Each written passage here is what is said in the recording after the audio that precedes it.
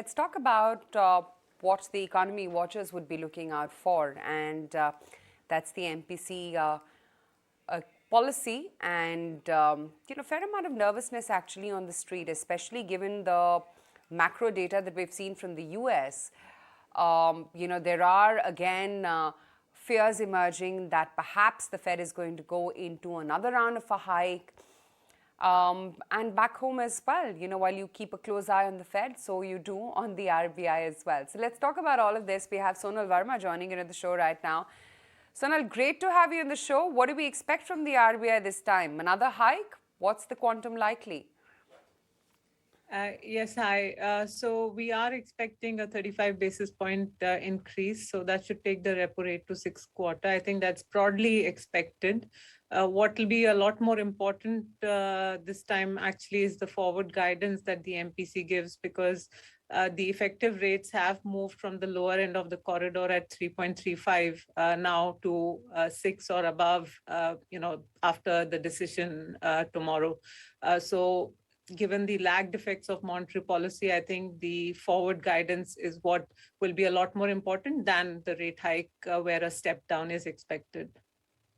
Softest stance though, Sonal, given the cool off that we've seen in both soft as well as commodities like crude? In terms of stance, there is still a lot of uncertainty from the MPC's perspective, uncertainty with respect to how severe the hit to global demand will be next year. And also in terms of the outlook for Fed, what it means for the currency, as well as the outlook for commodity prices, given the China reopening. So we're still dealing with a lot of uncertainties, but I think given the cumulative tightening the MPC has already done so far, it does make sense to tweak the language around withdrawal of accommodation, which may be retained, but adding to the statement, essentially acknowledging the lagged effects of monetary policy and the cumulative effects of tightening already done, essentially to signal that rates are getting closer to neutral, but not, indicating any kind of a pause at this stage would be the best stance to take. And Sonal, this is going to be the first meeting, right, after the RBI also had to explain to the government in a letter, as has been the custom now, for why it's missed inflation targets. That's going to be important commentary to watch out for, if anything is provided at all, and what the future outlook could be given the miss. That's right. I mean, I think we broadly know what the MPC probably wrote in the letter. I mean, it's not the RBI's prerogative to give the details on what they wrote in the letter at the meeting tomorrow. It's really the government's decision if they want to make it public or not. From whatever statements we've seen so far from various MPC members, including the governor, it does suggest that the Russia-Ukraine war was given as a predominant reason for why they missed the target. And they do expect inflation to get back to within the 6% target range in the Jan-March quarter, although we think it'll get back to that target range more in the April-June quarter. So per se, I don't think the letter should be a very big deal because it's more backward looking. Now, whichever way we look at it, we've seen rate hikes of 190 basis points since May. So once again, for all of our viewers, while we still have to achieve that 6% inflation target, 190 basis point rate hike that's taken in, a GDP contraction also that we've seen for the second quarter. So rate hike is given, it's just that what the markets will be looking forward to, Sonal, if it's going to be a smaller amount. So the quantum, yes, should be stepping down because, as you said, 190 basis point has been delivered.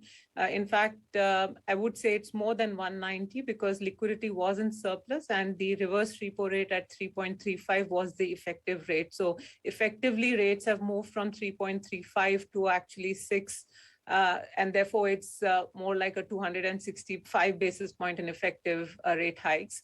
Monetary policy does work with lags ranging anywhere between 3 quarters to up to 6 quarters, and the forward-looking outlook for global growth is also one of a synchronized slowdown. In fact, as a house, Nomura's view is both US and Europe will be in a recession next year. So I think the combination of all these factors, i.e., the lagged effects of the cumulative tightening, these spillovers from global demand into domestic growth, into overall the inflation trajectory, does suggest that while inflation is above target range right now, it should be getting back in the target range in the next 12 months. So the forward guidance, therefore, should signal rates are getting close towards neutral. And our view is we are in the final legs of this monetary policy tightening cycle. Sonal, what about growth? You think RBI will maintain that at 7% despite the rate hikes and the kind of volatility that we've seen when it comes to inflation and commodity prices?